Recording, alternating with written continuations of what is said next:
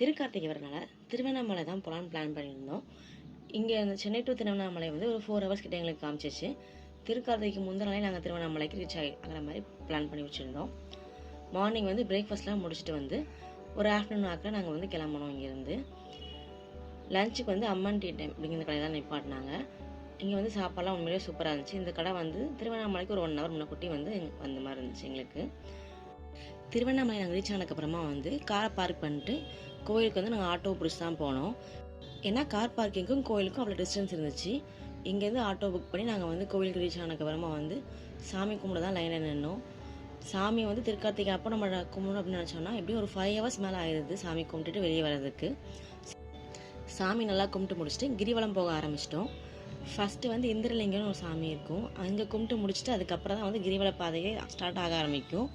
இந்த மேப் பார்த்துட்டு நீங்கள் போனீங்கன்னா கரெக்டாக ஒவ்வொரு லிங்கும் எப்போ வரும் அப்படின்னு ஃபுல்லாக டீட்டெயிலாக போட்டிருப்பாங்க.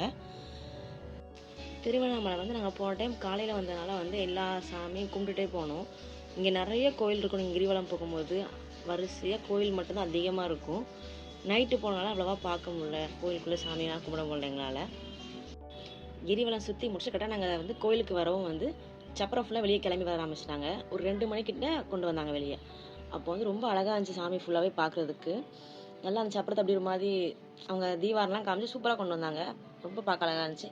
நீங்கள் போனீங்கன்னா சாமி கும்பிடலாம் கூட இதை வந்து போய் பாருங்கள். 2 மணிக்கிட்ட நாங்கள் சாமியெல்லாம் கும்பிட்டு முடிச்சுட்டு விளக்கெலாம் ஏற்றி வச்சுட்டு கிளம்பிட்டோம் வீட்டுக்கு. நீங்கள் திருக்கார்த்திகை அன்றைக்கி திருவண்ணாமலை போய்க்கலாம் கமெண்ட் பண்ணுங்கள். இந்த வீடியோ உங்களுக்கு பிடிச்சிருந்துச்சுன்னா மறக்காமல் லைக் பண்ணிட்டு நம்ம சேனல் சப்ஸ்கிரைப் பண்ணியிருக்கோங்க. பாய்.